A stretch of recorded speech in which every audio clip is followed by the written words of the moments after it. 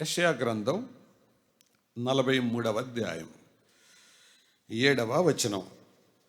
యెషయా గ్రంథం 43వ అధ్యాయం 7వ వచనాన్ని మనం అందరం కలిసి చదువుదాం. యెషయా 43:7. నా మహిమ నిమిత్తము నేను సృజించిన వారిని, నా నామము పెట్టబడిన వారినందరినీ తెప్పించుము.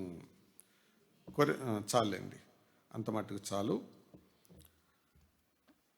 కొరింథీయులకు రాసిన మొదటి పత్రిక 10వ అధ్యాయము. కొరింథీ మొదటి పత్రిక 10వ అధ్యాయము 31వ వచనం. కాబట్టి మీరు భోజనము చేసినను పానము చేసినను మీరేమి చేసినను సమస్తమును దేవుని మహిమ కొరకు చేయుడి. చదవబడిన ఈ లేఖన భాగాలు దేవుడు మన వినికిడిలో దీవించినట్లు ప్రార్థనాపూర్వకంగా మనం విందాం, మనసు పెట్టి ఆలకిద్దాం. మీరు బైబిల్ని ఈ 2 వచనాలు మనం చదివినప్పుడు జాగ్రత్తగా గమనించుంటే ఒక పదం మీ మనసులో పడి ఉండాలి. ఏంటి ఆ పదం అంటే మహిమ.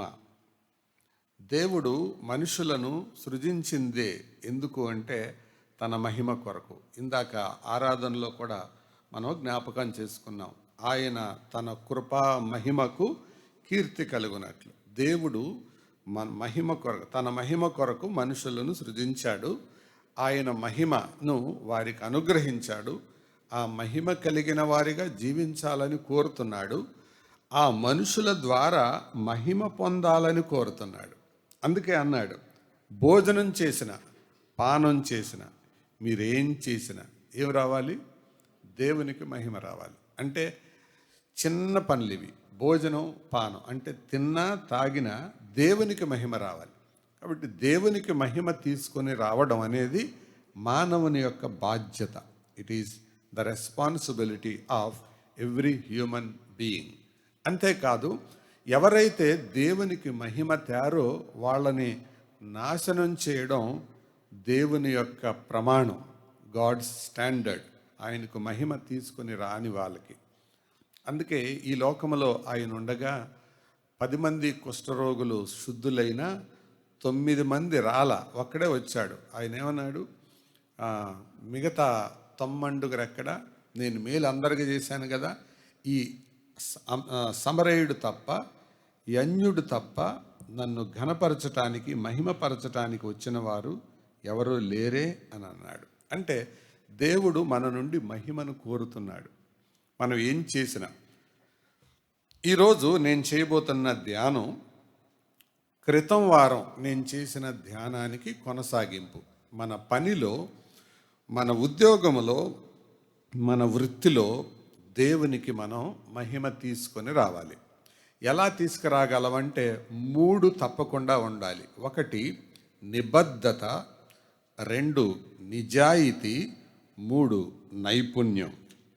చెప్పండి.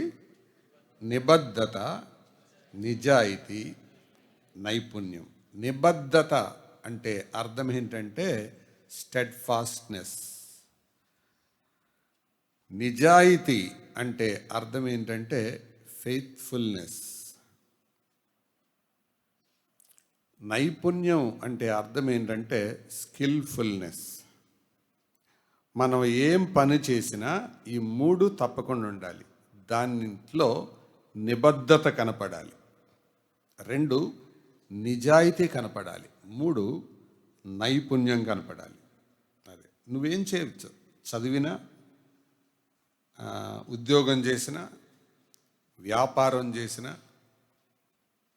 అట్లా ఏదో ఒకటి అందులో తప్పు. కాబట్టి క్రైస్తవ జీవితంలో నిపుణత అనేది చాలా చాలా ప్రాముఖ్యం. దాని ద్వారా మాత్రమే మనం ప్రభువుకి మహిమ తీసుకొని రాగలుగుతాం. లేకపోతే లోకం మనల్ని పట్టించుకోదు. ప్రియులారా, ఈరోజు నేను వారు ఉన్న పనిలో నిబద్ధత, నిపుణత, నిజాయితీ కలిగిన కొంతమందిని మీ దృష్టికి తీసుకొస్తాను బైబిల్లో నుంచి. జాగ్రత్తగా గమనించండి. వారు ఎవరు అని మనం చూస్తే, వారు తమ రాజరికమైన, పేదరికమైన, అధికారమైన ఏదైనా దేవుని మహిమ కొరకలాగా వాడారు వాళ్ళు. ఇందాక మనం పాడిన పాట కూడా అర్థం అదే. మనమందరం దేవుని వారం, అది కదా మనం పాడింది, ఇందాక పాడింది. మనము ఆయన వారం, మన గృహము, మన యొక్క సమస్తం అది ఆయనవే. కాబట్టి మనవి అని అనుకోకూడదు. ఏదైనా కూడా అది ఆయనదే, ఆయన ఇచ్చిందే. అందుకే కదా ఆ పాట పాడతాం, మాకున్నదంతా నీ దానమే. దేవుడిచ్చిన దానం, దాన్ని బట్టి మనం ఫోజు కొట్టకూడదు. నాది అని గనక అనుకుంటే మనం రెచ్చిపోతాం. నాది అనుకుంటే మనం గర్విస్తాం. నాది అనుకుంటే దాని గురించి ఒక తప్పుడు అభిప్రాయానికి వస్తాం. అది ప్రభు ఇచ్చిన దానం అనుకుంటే దేవుని కొరకు నమ్మకంగా మనం జీవిస్తాం. ప్రియులారా, దేవుడు మన నుంచి మహిమ పొందడానికి ఆయన కోరుకుంటున్నాడు. ఆయనను మహిమపరచడం మన బాధ్యత. ఆయన సృష్టించినందుకే ఆయన ఎదురు చూసేది అదే. కాబట్టి చిన్న పనుల్లో కూడా దేవునికి మహిమ రావాలి అని చూడాలని అపోస్తలుడైన పౌలు చెప్పాడు. భోజనం చేయడం, పానం చేయడం అంటే తిన్నా తాగిన దేవునికి మహిమ రావాలి. అంటే మనం తినటం తాగటం మెయిన్ కాదు, దాంట్లో దేవునికి మహిమ వస్తుందా? ఎందుకు తినాలి? మనం దేవునికి మహిమ రావడానికి తినాలి. ఒకవేళ తినడం ఎందుకు మానాలి? దేవునికి మహిమ రావడానికే తినటం మానాలి. ఏది చేసినా అది అక్కడ ఉందా మాట? భోజనము చేసినను, పానము చేసినను, మీరేమి చేసినను సమస్తమును. మనం బట్టలు ఎందుకు వేసుకోవాలి? మనల్ని ఎక్స్పోజ్ చేసుకోవడానికా? కనబరుచుకోవడానికా? నో. ఎందుకు వేసుకోవాలి? దేవునికి మహిమ తేవడానికి. కాబట్టి నా వస్త్రధారణ, నా యొక్క రూపురేఖలు, నా యొక్క వైఖరి దేవునికి మహిమ తెచ్చేదిగా ఉండాలి. అది కాబట్టి నన్ను నేను ప్రదర్శించుకోవడానికి, నన్ను ఎంత గొప్పవాడో అని అనుకోవడానికి కాదు. అది యొక్క దేవుని యొక్క ఉద్దేశం. ఆయనకు మహిమ తెచ్చేదిగా ఉండాలని దేవుడు కోరుతున్నాడు. నేను ఈ ఉదయకాలం కొద్దిమందిని మీ ముందు పెడతాను. యోసేపు, తర్వాత మోషే, దావీదు, మొర్దెకై, నెహెమ్యా, దానియేలు, షడ్రకు, మేషకు, అబేద్నెగో, పౌలు, వీరందరూ కూడా దేవునికి ఏ రీతిగా మహిమ తెచ్చారు అంటే, దేవునికి మహిమ తేవడం ఒకటే. ప్రియులారా, నువ్వు చదివిన, ఉద్యోగం చేసిన, వ్యాపారం చేసిన, ఏం చేసినా దేవునికి మహిమైనా రావాలి, దేవుని ప్రజలకు క్షేమమైనా కలగాలి. ఈ రెండు జరగకపోతే నీకున్నదంతా వేస్టే. నువ్వు ఏది సంపాదించినా అది వేస్టే. దేవునికి మహిమ రావాలి, దేవుని ప్రజలకు, దేవుని సంఘానికి క్షేమం కలగాలి. కలుగుతుందా? ఇక్కడ ఉన్న స్టూడెంట్స్ అందరిని ఒక మాట అడిగిన, మీ చదువు వల్ల దేవునికి మహిమ వస్తుందా? మీరు ఎలా చదివితే దేవునికి మహిమ వస్తుంది? అత్యవసర మార్కులతోనా, అధికమైన మార్కులతోనా? కాబట్టి మీరు చదువులో ఆ టాప్ ర్యాంకులో లేనంత కాలం దేవునికి మీ ద్వారా రావలసిన మహిమ రాదు. అలాగే పనిలో కూడా అంతే. మీరు చేసే పనిలో టాప్ ర్యాంకులో ఉండాలి. ఉన్నంతకాలం దేవునికి మహిమ మనం తేలేం. బబులోనులో ఎంతమంది జ్ఞానులు ఉండగా ఒక్క దానియేలునే ఎందుకు రాజు ముందుకు తీసుకొచ్చాడు? అతనికి ఆ స్కిల్ ఉంది. కాబట్టి సొలొమోను ఆ మాట రాయడంలో, తన పనిలో నిపుణత గలవానిని చూచితివా వాడు రాజులు ఎదుట నిల్చునన్న మాట బోల్డ్ మందిని గమనించి రాశాడు. ఎక్కడెక్కడి నుంచి రాసి ఉంటాడో ఊహించి చెప్పండి. ఒకటి, వాళ్ళ నాన్న సొలొమోను తండ్రి కదా. సౌలు ముందుకు ఎందుకు రాగలిగాడు? సితారా ఆయనకిలాగా వాయించేవారు ఎవరు లేరు. ఒకవేళ వాయించే వాళ్ళు ఉన్నారేమో కానీ వాయించి దయ్యాలను వెళ్ళగొట్టగలిగే వాళ్ళు ఎవరు లేరు. అందుకు అతను పైకి వెళ్ళాడు. దేన్ని బట్టి? నిపుణత. చిన్న పనే. దావీదు దేంట్లో నిజాయితీగా ఉన్నాడు?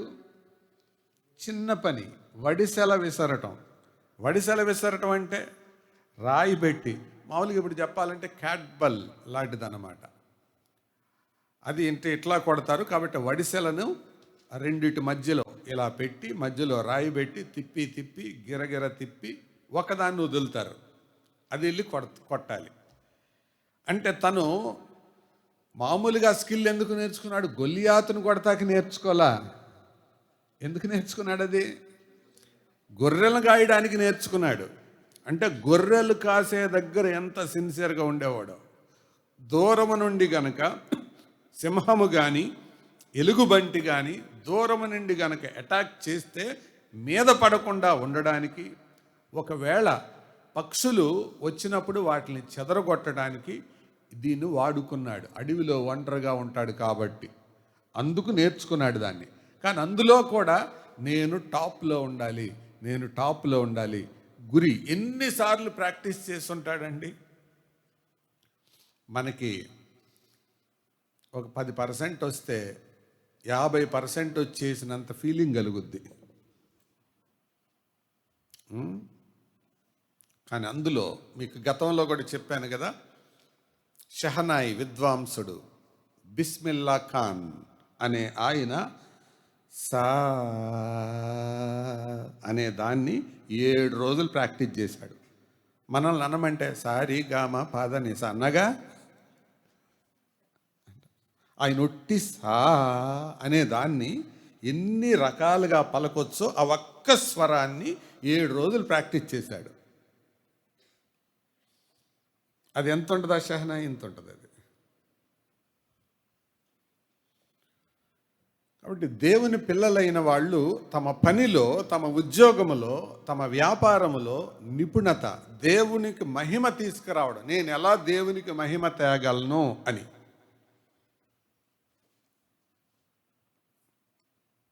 మాకు సండే స్కూల్ క్లాసులో ట్రైనింగ్ ఇచ్చేటప్పుడు నేను యవనస్తుడిగా ఉన్నప్పుడు ఒక ఆంటీ విజయ చార్లెస్ అని ఉండేవారు, ఇప్పుడు చనిపోయి ఉంటారు. నేను చిన్నపిల్లవాడిగా ఉన్నప్పుడే ఆ వయసు సుమారు 60 సంవత్సరాలు. వివాహం చేసుకోలేదు ఆవిడ. సమర్పించుకొని పరిచర్య కొరకు ఆ రీతిగా ఉండిపోయింది. ఆవిడ చెప్పింది స్టోరీ టెల్లింగ్, పిల్లలకు కథ ఎలా చెప్పాలి అని చెబుతూ ఆమె చెప్పిన విధానం అసలు ఇప్పటికీ నా కళ్ళల్లో అలాగా మిగిలిపోయింది. ఆవిడకి ఇన్స్పిరేషన్ ఒక ఆవిడ గురించి చెప్పింది. ఆవిడ కథ చెప్పేటప్పటికంట ఒక్క పిల్లోడు మాట్లాడ్డంట. ఆఖరి వరుసలో కూర్చున్నవాడు ముందు వరుసలోకి వచ్చేస్తాడంట, కళ్ళు ఇలా పెట్టేసి తెలియకుండా. అంటే నేను రావాలని కాదు, అంత ఇన్వాల్వ్ అయిపోతాడు. చెప్పానుగా సరిగ్గుచ్చా, ఇను నీకే చెప్పేది అరవకు అని అంటూ ఉండదంట. ఆమె కథ చెప్పే విధానానికి ఆఖరిలో కూర్చున్నవాడు తోసుకొని ముందుకు వచ్చేస్తారట. అలా సగం క్లాసే ఉందంటే అనిపిస్తుంది. కథ అయ్యే టైంకి అట్లా ఉంటారంట పిల్లలు. గిల్లుకోవడం గిచ్చుకోవడం ఏముండదు, మళ్ళీ అరవదు, కేకలేదు. ఏంటది? దాన్ని ఏమంటారు? స్కిల్. అదే నైపుణ్యం. అందరూ చెప్తారు కథలో. ఇంజెక్షన్ చేయడంలో కూడా అదొక స్కిల్. ఏదైనా అదే. ప్రతి దాంట్లో ఒక విశ్వాసి స్కిల్ఫుల్గా ఉండాలి. అది ఇన్స్ట్రుమెంట్ ప్లేయింగ్ అయినా, సింగింగ్ అయినా, ఏదైనా తప్పకుండా నైపుణ్యాన్ని సంతరించుకోవాలి. ఒక చరిత్రకారుడు ఎలా రాశాడు, యేసు ప్రభు వారు ఈ లోకములో ఉండగా ఆయన తయారు చేసిన వుడెన్ ఫర్నిచర్కి ఏనాడు రిపేర్ రాలేదంట. అది ఊడిపోవటం కానీ పుచ్చుబట్టడం కానీ జరగలేదు. స్కిల్, అదే స్కిల్. కాబట్టి మనం ఎందుకు అది చేయాలి అంటే నిపుణత. ఎప్పుడు వస్తుంది నిపుణత అంటే నిబద్ధత, నిజాయితీ. ఈ రెండు ఉన్నప్పుడు నిపుణత వస్తుంది. అది లేకుండా ఏదో కర్మ, బుద్ధి నేరగా చదువుతున్నా నాకెందుకు ఆడో అని అనుకుంటా చదివేవాడికి మార్కులు ఎలా వస్తాయి? కాబట్టి అందులో మనం నేర్చుకోవడానికి ప్రయత్నిద్దాం. వారు ఏం చేసినా దేవునికి మహిమ వచ్చింది, దేవుని ప్రజలకు క్షేమం కలిగింది. పోనీ వీళ్ళందరికీ అనుకూలతలు ఉన్నాయా? టేక్ ఫర్ ఎగ్జాంపుల్ జోసెఫ్, యోసేపుని తీసుకోండి. యోసేపుకున్న ప్రతికూలతలు ఏంటి? తల్లి తండ్రి ప్రేమ దూరం అయ్యాడు. రెండోది, శత్రు లేక పరాయి దేశంలోనికి వెళ్ళిపోయాడు. యోసేపు ఏడ్చుండడా? ఆయన ఆదరించిన వాళ్ళు ఎవరన్నా ఉండుంటారా? ఎవరు లేరు. కానీ మనకి క్యారేజ్ కట్టేవాళ్ళు, పుస్తకాలు అందించేవాళ్ళు, అట్లు వేసేవాళ్ళు ఎంతమంది ఉన్నా మనకు అవట్లా. అవన్నీ యోసేపే చూసుకోవాలి. ఆయన బట్టలు ఆయనే ఉతుక్కోవాలి, ఆయనే చేయాలి. మళ్ళీ ఇవన్నీ చేసి మా నాన్న మా అమ్మ చెప్పిన ఇశ్రాయేలు దేవుడు నాకేం చేశాడు, ఎందుకు నన్ను అమ్ముకుని అమ్మవేయబడతాను నేను, ఆయనే నాకు తోడుగా ఉంటే అని తిరుగుబాటు స్వభావం అన్న రావాలి. కానీ అది కూడా రాలా. పరాయి దేశంలో ఉన్నాను, నేనేం అడగట్లేదుగా, ఆ అమ్మాయే, నా ప్రమేయం ఏమి లేదుగా, ఆమె ప్రమేయమేగా, చేద్దాం, సెక్స్ చేద్దాం అని అనుకోలే.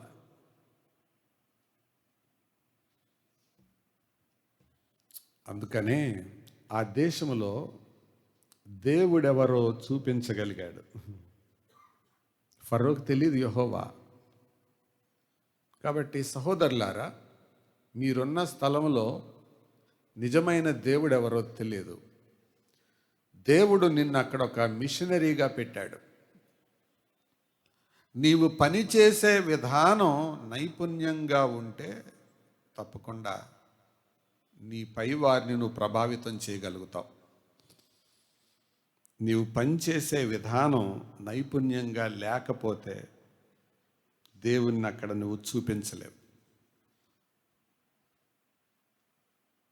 యోసేపు అంతే, మోషే కూడా అంతే.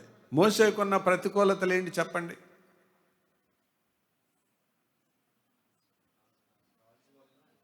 రాజు వల్ల. ముందు అసలు బాల్యంలో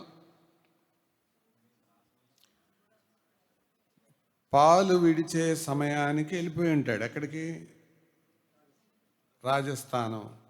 పాలు ఇవ్వటానికే కదా పెంచింది ఆ తల్లి. తల్లి ఎంత నైపుణ్యంగా పెంచిందో, ఆవిడ స్కిల్ ఎంత గొప్పదో. ఆవిడ స్కిల్ గురించి చెప్పండి ఒక రెండు మాటలు. ఏడవకుండా పెంచలా, ఏడుపు వినపడకుండా పెంచింది. ఏడవకుండా ఎట్లా ఉంటారు కదా, ఏడుపు వినపడకుండా పెంచింది. తర్వాత జమ్ము పెట్టే చేసింది. తర్వాత కనిపెట్టే వాళ్ళని ఒకరిని పెట్టింది. అక్కడ స్కిల్ ఇదంతా. ఇవన్నీ నార్మల్ పనులే, కానీ అబ్నార్మల్గా చేశారు. ఆర్డినరీ థింగ్స్ని ఎక్స్ట్రాడినరీగా చేశారు. అదే విశ్వాసులు నేర్చుకున్నప్పుడు అబ్రహాం లింకన్ ప్రెసిడెంట్గా ఉండగా ఆయనను ఇబ్బంది పాలు చేయడానికి ఒక సెనేటర్ అన్నాడంట. ఆయన స్పీచ్ అయ్యాక, ఏంటయ్యా పెద్ద నీతులు చెబుతున్నావు, మీ నాన్న కుట్టిన చెప్పు ఎలాగొందో చూడు అంటే, నువ్వు చెప్పులు కుట్టుకునేవాడివి అని అనడానికి. మామూలుగా అయితే మనలాంటి వాళ్ళు ఏమంటారు, ఇప్పుడు నేను ప్రెసిడెంట్ని, ఒకప్పుడు మా నాన్న చెప్పులు కుట్టేవాడు అని అంటారు. కానీ అబ్రహాం లింకన్ కోపం లేకుండా ఏమన్నాడో తెలుసా?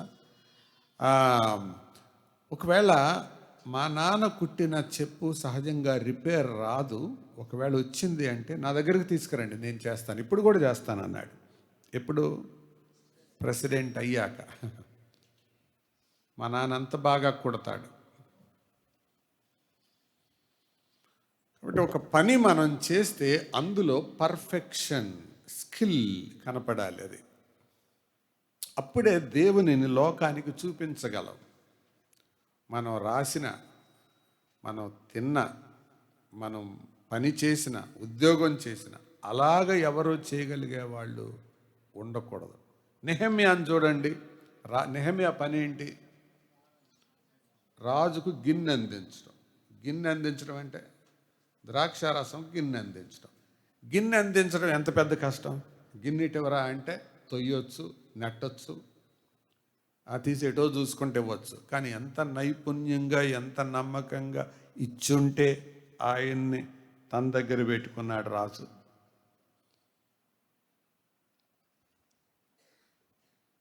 కాబట్టి అందుకే వీళ్ళందరినీ దేవుడు ఎక్కడికి తెచ్చాడు? రాజుల ఎదురుకు తెచ్చాడు. ఎందుకు? Out of their skill, out of their honesty, out of their steadfastness. ఆ ఇచ్చే ద్రాక్షారసంలో ఏనాడైనా ఈగ కానీ వెంట్రుక కానీ కనపడి ఉంటే నెహెమ్యా ఉండేవాడా జాబ్లో? నెవర్. అసలే ఫారిన్ కంట్రీ అది.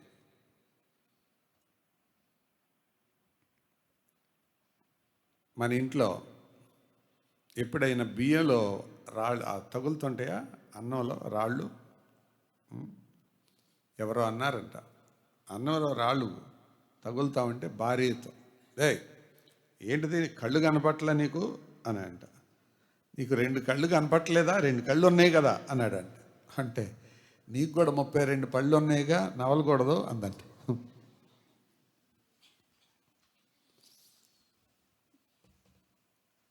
ఇట్లా నిందలు మోపుకుంటూ బతికితే, అయ్యో నేను ఏరితే సహజంగా రాయి తగలదండి, అది ఎటు నుంచి పడిందో అని అనుకోవాలి. కానీ మాట ఎప్పుడు జవాబు కాదు.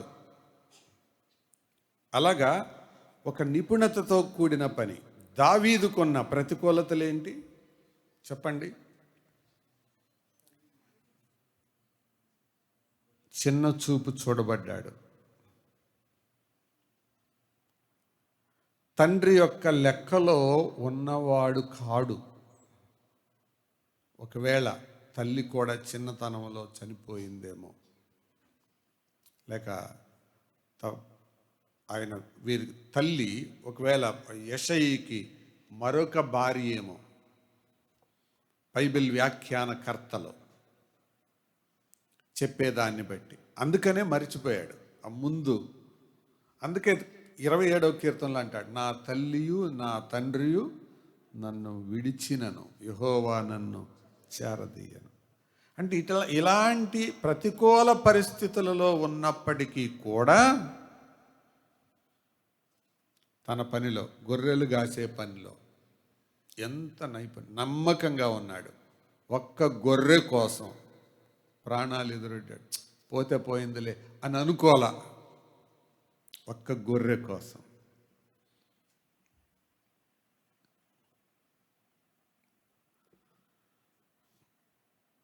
ఒక అమ్మాయికి నేను స్కూల్లో టీచర్గా చేస్తుండగా పరీక్ష పేపర్లు డిస్ట్రిబ్యూట్ చేశాను.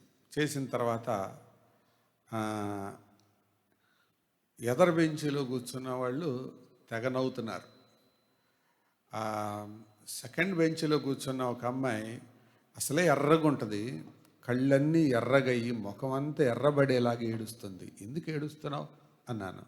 I got less marks sir అంది. ఎన్ని వచ్చినాయి అన్నాను. 24 out of 25 సార్ అంది. ఓరి నాయన,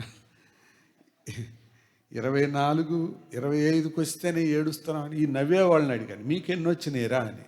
సార్ వాడికి 8, నాకు 9 సార్ అన్న. నిండా మునిగినాడికి చలే ఉండదు. అరే మీకు ఎందుకు నవ్వు వస్తుందరా? దీంట్లో నవ్వుకోవడానికి ఏముందంటే వాళ్ళిద్దరూ వాదించుకున్నారంట. నీకు 8గా అంటే నాకంటే నీకు 1గా ఎక్కువ అంటున్నాడంట ఆడు.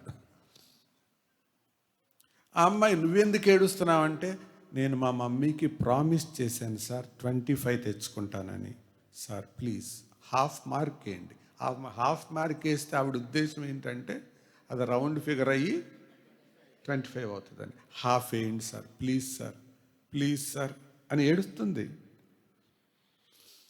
పర్ఫెక్షన్ అంటే అది. దాని కొరకు ప్రాకులాడడం. పర్లేదులే 24 వచ్చింది కదా అనుకోవటంలా. కాబట్టి ప్రియులారా, ప్రస్తుత దినాల్లో మనము ఇలాగా బ్రతికితే తప్ప లోకానికి దేవుణ్ణి చూపించలేము. పరాయి దేశంలో ఉన్నవారు వీరు. మోషే కూడా అంతే, కనానులో లేడు, ఐగుప్తులో ఉండగా జరిగిన సంగతులు అవి. సకల విద్యలలో ప్రవీణుడా, ప్రారంభకుడా? ప్రారంభకుడంటే సర్టిఫికెట్ కోర్స్, ప్రవీణుడంటే డాక్టరేట్ అన్నమాట. దేంట్లోనైనా, అది యుద్ధమైనా మాటల్లోనైనా ఓడించేవాళ్ళు ఎవరు లేరు. ఎలా నేర్చుకున్నాడు? అంతే, నేర్చుకున్నాడు. స్కిల్ అనేది మాత్రం ప్రాక్టీస్ ద్వారానే వస్తుంది. Practice makes man perfect. ఎక్కువ మంది విఫలమవడానికి కారణం ఏంటంటే తమ ముందున్న పని సరిగా చేయరు. కొత్త దాని కోసం కలలుగా అంటుంటారు. బైబిల్ ఏం చెప్పిందంటే, చేయుటకు నీ చేతికి వచ్చిన ఏ పనైనా శక్తి లోపం లేకుండా చేయి. అదే పనైనా, చిన్నదైనా పెద్దదైనా ఏదైనా కూడా శక్తి లోపం లేకుండా సిన్సియర్గా చేయి. అది చెప్తుంది. ఒక ఆయన కుండలు అమ్మే ఆయన వేసవికాలం పందిరేసుకొని పడుకున్నాడు. పడుకొని కారుల్లో వెళ్ళే వాళ్ళని, ఏసీ కారులో వెళ్ళే వాళ్ళని, వాళ్ళందరిని చూసి వెళ్తా ఉంటే, ఏంట్రా నా బతుకు, ఈ ఎండకి ఈ కొండ అమ్మితే కానీ నాకు డబ్బులు దొరకదు, వాళ్ళు చూడు ఎంత ఆనందంగా ఉన్నారు, ఎంత సంతోషంగా ఉన్నారు, ఎంత చల్లగా వెళ్తున్నారు అనుకొని నేను కూడా కారులో తిరిగితే ఎంత బాగుండు అని అనుకుంటా మధ్యాహ్నం పూట నిద్రపోయి ఇలా సనుక్కుంటూ నిద్రపోయాడు. నిద్రలో ఒక కల వచ్చింది. ఆ కల్లో ఈయన ధనవంతుడైనట్టు, ఈయన కూడా కారు కొన్నట్టు, కారులో ప్రయాణం చేస్తున్నట్టు, ప్రయాణం చేస్తూ ఉండగా అందరూ ఈయన చూసి శాల్యూట్ కొడుతున్నట్టు కల వచ్చింది. ఇక కుండలన్నీ అమ్ముకున్నట్టు కల వచ్చింది. ఆయన ఒక కుండల షాపుకి తనిఖీకి వచ్చినట్టు, చెక్ చేయడానికి వచ్చినట్టు, బేరం ఆడతాకు వచ్చినట్టు కల వచ్చింది. అవతలోడు సరిగ్గా బేరం ఇవ్వటల్లా. అంటే కోపం వచ్చి నిద్రలోనే ఒక్క తన్ను తన్నాడు. అది కల ఇప్పుడు దాకా వచ్చింది, కానీ తన్నేమో రియాలిటీతో తన్నాడు. దాని వలన కుండలు మొత్తం పగిలిపోయాయి. ఆ ఏసీ కారు కాదు కదా, ఈ కుండలు మొత్తం నష్టమైపోయాయి. కారు రాల, కుండలు మిగల్ల. అతడు చేసిన పొరపాటు ఏంటంటే ముందున్న పని సరిగా చేయలే. దేవుడు ఒక వ్యక్తిని హెచ్చించాలి అని అంటే ముందు, యోసేపు ఒకేసారి ప్రధానమంత్రి అవలా. ఆ బానిసగా వెళ్ళినప్పుడు ఏం పనులు చెప్పుంటారు? జస్ట్ ఇమాజిన్ చేసి చెప్పండి. ఐగుప్తు దేశానికి వెళ్ళినప్పుడు ఏం చేస్తుంటారు? బాబు బెడ్రూమ్లోకి వచ్చి కొంచెం తుడు అని ఉంటారా? ఏమని అంటారు? బాత్రూమ్లు కడగరా? బాత్రూమ్లు కడుగుతున్నాడు. ఒక వారం చూశారు. అరే ఏంటిది అసలు, మనోళ్ళు ఎప్పుడు ఇలా కడగలేదే, బాత్రూమ్లు ఇంత క్లీన్గా ఉన్నాయి. సరే, ఇల్లు తొడవరా ఒకసారి. బాత్రూమ్ నుంచి ఎక్కడికి వచ్చాడు? ఇంట్లోకి. ఇల్లు తుడిచాడు. అరే ఏంటి అసలు ఈ సర్ది పెట్టడం ఇవన్నీ. మన పిల్లల సామాన్లు చూడండి ఎట్లుంటాయో. బ్యాగ్ ఒక దిక్కు, బుక్ ఒక దిక్కు, పెన్ ఒక దిక్కు, ఎటువైపు పడితే అటువైపు విసిరేయటం.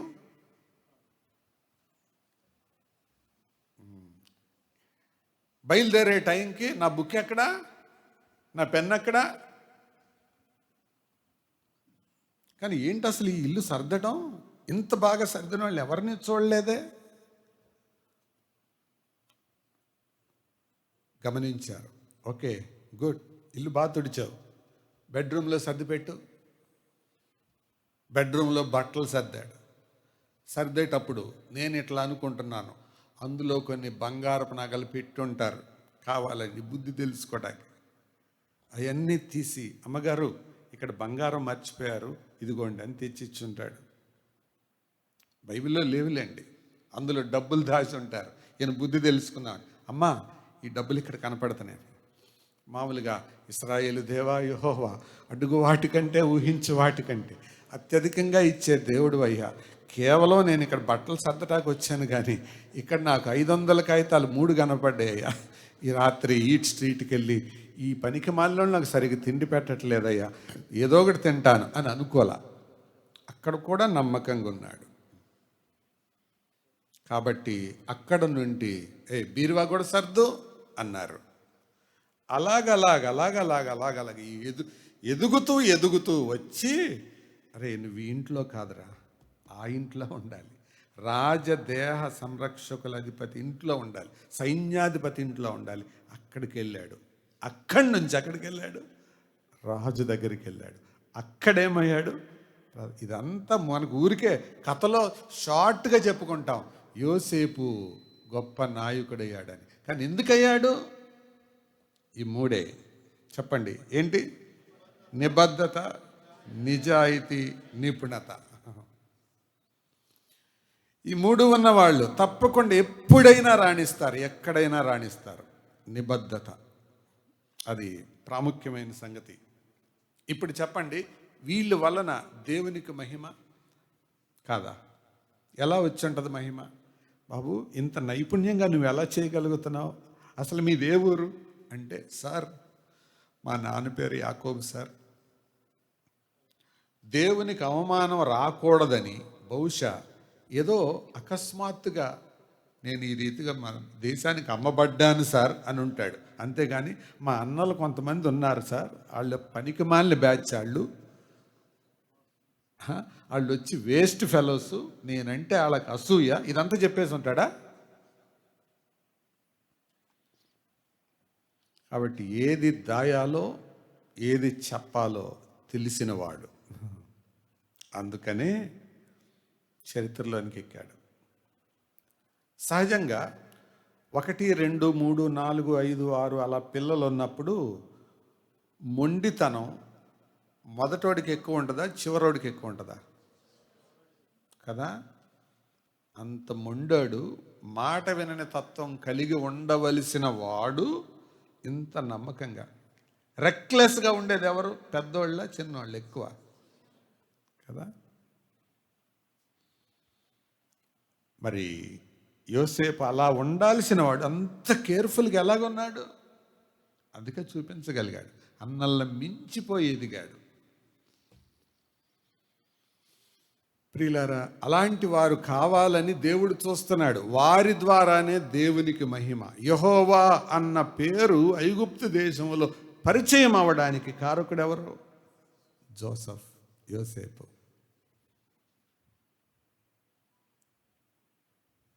ఇంకా ఎన్ని ఉదాహరణలు చెప్పాలి? మొర్దెకై పని ఏంటి? గుమ్మం దగ్గర కూర్చోవడం. మామూలుగా మీరు ఏ వాచ్మెన్ అన్న చూడండి, ఏం చేస్తుంటారు? ఫోన్ చూసుకుంటాయని ఉంటారు, అవునా? లేకపోతే నిద్రపోతాయని ఉంటారు, ముచ్చట్లు చెప్పుకుంటాయని ఉన్నారు. మొర్దెకై కూడా చెప్పుకొని ఉండొచ్చు, కానీ అక్కడ ఏమి జరుగుతుందో, ఏమి మాట్లాడుకుంటున్నారో విన్నాడు. అవునా కాదా? ఇవన్నీ బైబిల్లో ఉన్నవే. అలాగ విన్న కారణాన్ని బట్టి తను ఆ విషయాన్ని చెప్పగలిగాడు, రాజును ఒక ప్రమాదం నుండి రక్షించగలిగాడు. ఆ మాటలు అక్కడ రాయబడ్డాయి రాజ్య సమాచార గ్రంథమందు. నమ్మకమైన వాడు. మామూలుగా వాచ్మెన్ డ్యూటీ వస్తే నిద్ర అయినా పోతారు, ఫోన్ అయినా చూసుకుంటారు, ఖాళీగా అయినా కూర్చుంటారు, గోల్డ్ అయినా గిల్లుకుంటారు. Mordecai was not careless. అందుకనే దేవుడు మొర్దెకై పక్షంగా పనిచేశాడు.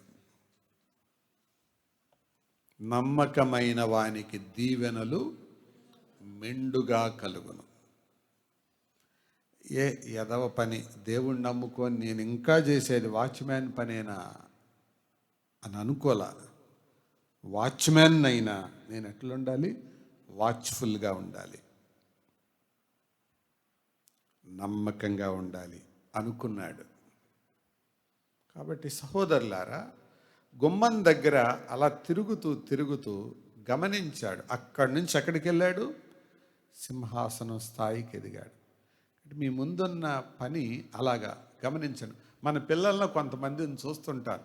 వీళ్ళని చూస్తే నాకు అర్థమైంది వీళ్ళు క్లాసులో ఎట్లా ఉండి ఉంటారో చూసి చెప్పేయగలుగుతాను నేను.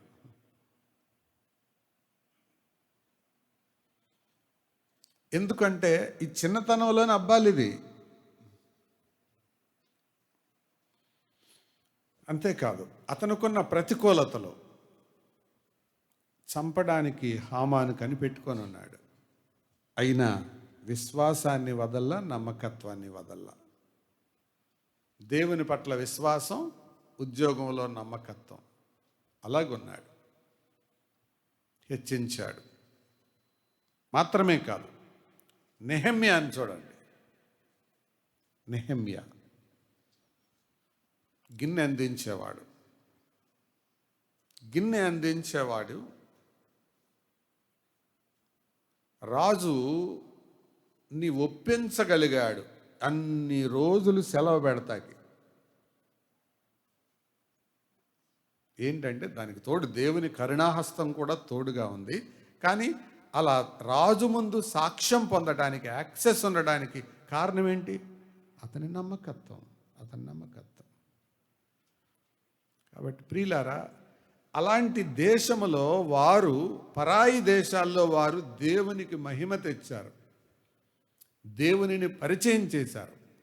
అలాంటి వారి కోసం దేవుడు ఎదురు చూస్తున్నాడు నేటి దినాల్లో. వాక్యం వింటున్న చిన్నపిల్లలారా, యవనస్తులారా, మీ చదువులో అలా ఉండాలి, మీ ఉద్యోగాల్లో అలా ఉండాలి, మీ యొక్క వ్యాపారంలో అలాగుండాలి. ఒక అన్య ప్రాంతానికి ఒక కుటుంబం ట్రాన్స్ఫర్ అయి వెళ్ళింది. ఎవ్వరూ తెలియదు.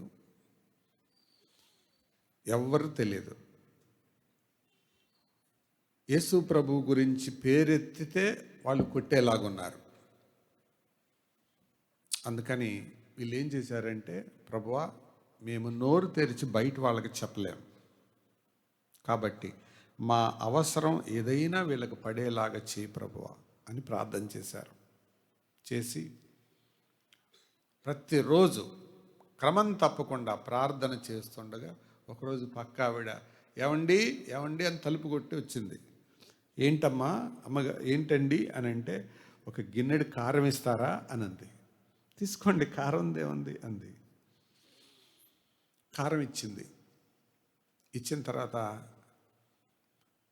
ఆవిడ మళ్ళీ ఏదో తెచ్చింది ప్రత్యామ్నాయంగా ఇవ్వడానికి.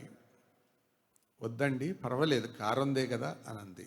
తర్వాత వాళ్ళ బర్త్డే ఎప్పుడో తెలుసుకొని, పిల్లల బర్త్డే ఎప్పుడో తెలుసుకొని వెళ్ళి ఆ బర్త్డేకి ఒక గిఫ్ట్ తీసుకెళ్ళింది. భోజనం చేసినప్పుడు ఏదైనా కూర ఉంటే ఆ పక్కన వాళ్ళకి పంపించేది. ముందు ఒక లింక్ దొరికింది. ఆ ప్రకారం వెళ్ళటం వల్ల 2 రోజులు ఆవిడ కనపడలా. ఈవిడే వాళ్ళ ఇంటికి వెళ్ళింది. అమ్మా, ఏంటి రోజు కనపడేవాళ్ళు ఈరోజు కనపడలేదంటే, ఒంట్లో బాగాలేదండి అని చెప్తే, అయ్యో అట్లాగా, మీరేం కంగారు పడకండి, మీ పిల్లలకి క్యారేజ్ నేనే కడతాను, నేను భోజనం మీకు పంపిస్తాను, వంట చేయకండి, నేను పంపిస్తాను.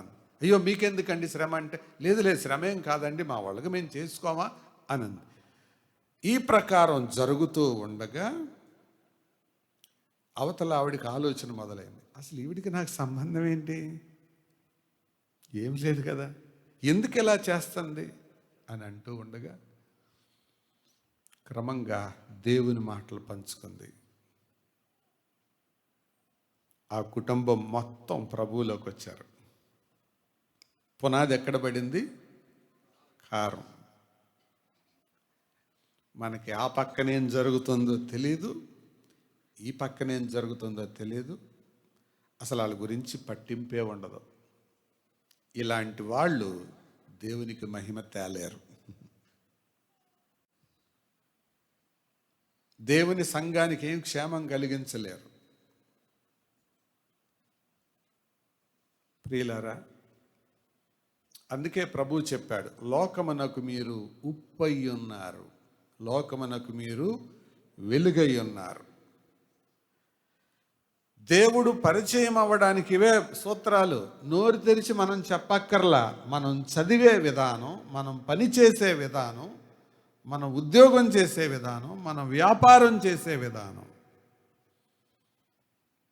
ఇవి మిగతా వాళ్ళకంటే భిన్నంగా దేవునికి మహిమార్థమై ఉంటే దేవునికి మహిమ కలుగుతుంది.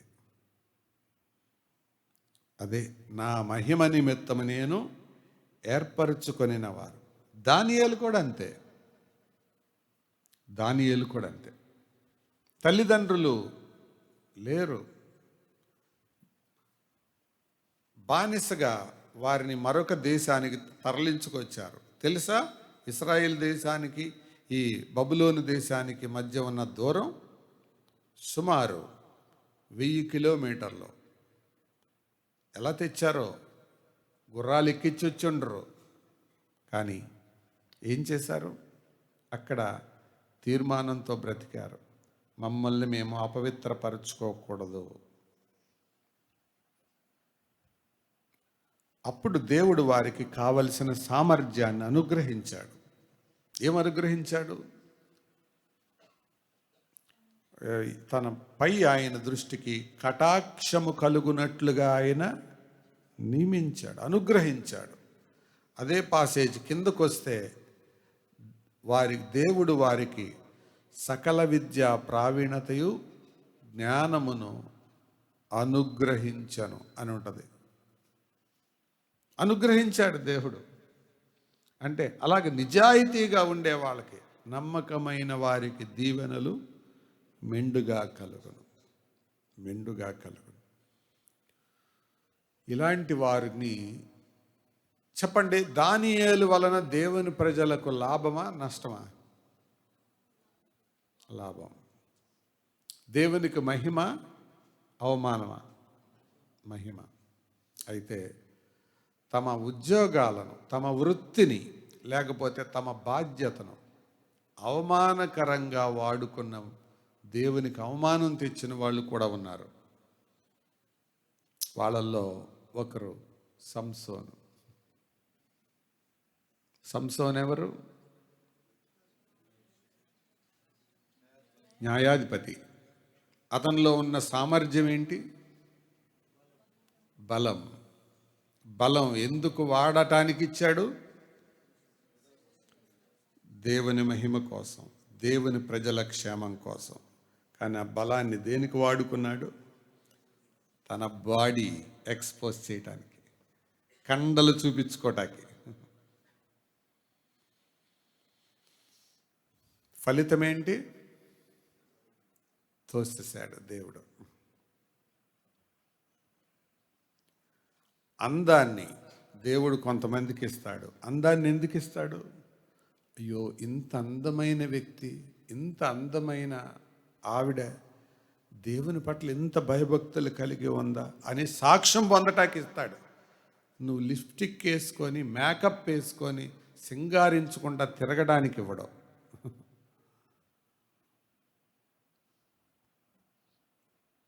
దేవునికి మహిమ కోసం ఇస్తాడు. అదే ఇందాక పాడిన పాట, నీ సమస్తం దేవునికి స్తుతి గీతము పాడేదము, నీ సమర్పింతము సర్వము యేసునకే, ప్రాణమిత్తుము. మరీ భయంకరమైన పదం అనిపించింది నాకు అది. ప్రాణమిత్తుము ప్రభు కొరకే, ప్రభు కోసం ప్రాణమైన ఇచ్చేస్తాం అని అయితే పాడాం. ఇచ్చే స్టేజ్లో ఉన్నామా? చెప్పండి. మనం అటువంటి నైపుణ్యాన్ని కలిగి ఉంటే చూపించగలమా? ఇజ్రాయేల్ అని అనగానే దేనికి ప్రాముఖ్యం? స్కిల్. పాకిస్తాన్ ఇండియా వార్ జరుగుతుంది. దీంట్లో ఒక న్యూస్ వచ్చింది, వాళ్ళ డ్రోన్ పాకిస్తాన్ మీద అటాక్ చేయడంలో ప్రముఖ పాత్ర వహించిందని. ఎంతమంది చూసారు ఆ వార్త?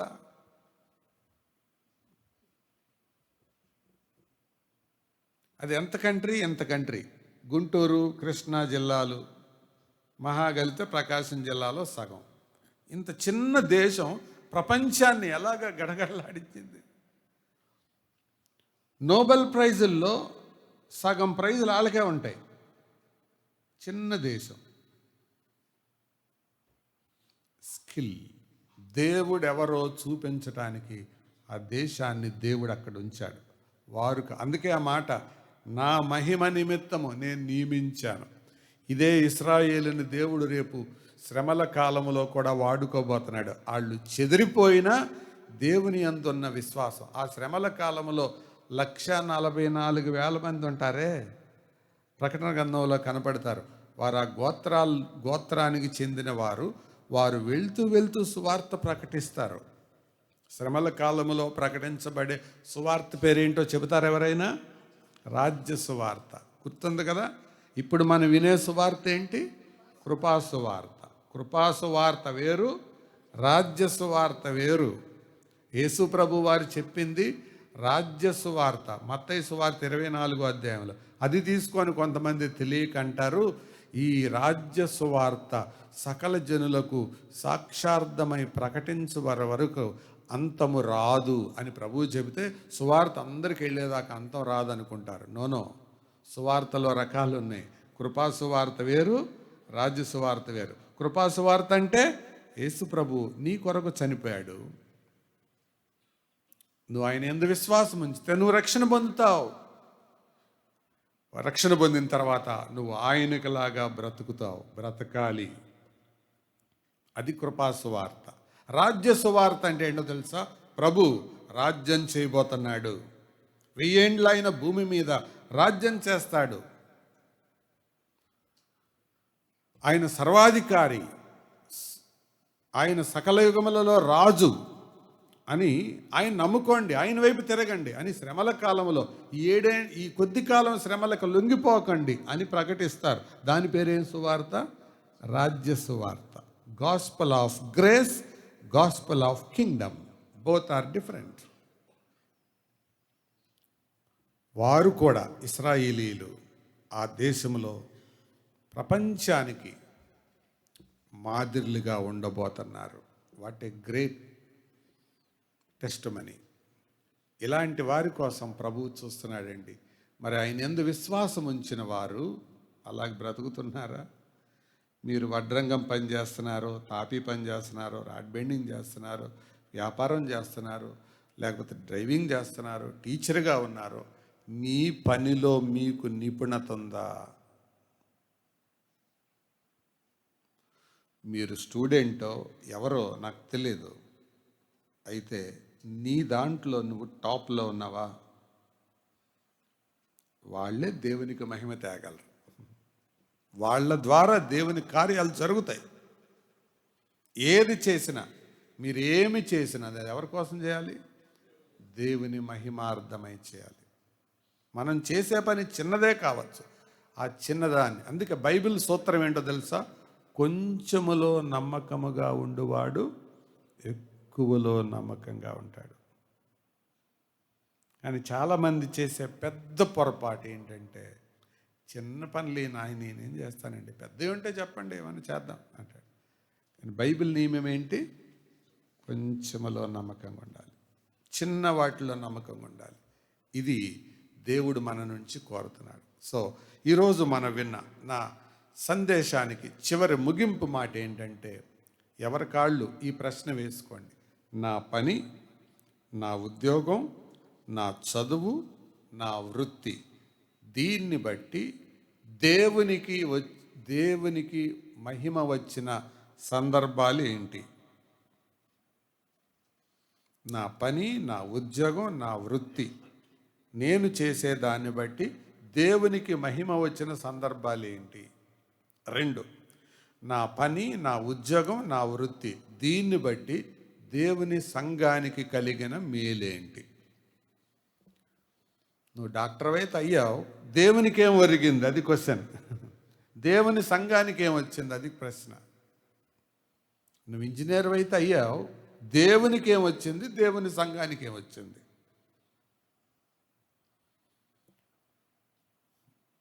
అది ప్రశ్న. ఎందుకు? మనం ఏమి చేసినా చెప్పండి, దేవుని మహిమార్థమై.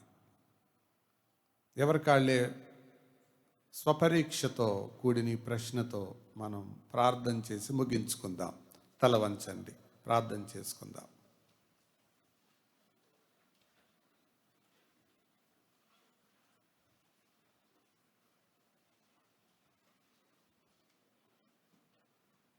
ఇంతమంది భక్తులు వారి వారి పనులలో, వారి వారి వృత్తులలో దేవుడెవరో చూపించారు. వారి ఉద్యోగాలు, వారి వృత్తుల ద్వారా దేవుని ప్రజలకు మేలు కలిగించారు. మరి మన సంగతి ఏంటి? ఆలోచిద్దామా? నా మహిమ నిమిత్తమే నేను నిన్ను సృజించాను, ఏర్పరచుకున్నాను అని ప్రభు ఇశ్రాయేలు జనాంగంతో చెప్పాడు. క్రొత్త నిబంధనలో అపోస్తలుడైన పౌలు కొరింథీయులతో చెప్పాడు, మీరేమి చేసినా దేవుని మహిమ కొరకు చేయమన్నాడు. మరి నేను చేసే నా ఉద్యోగం, నా పని దేవునికి మహిమ తెస్తుందా?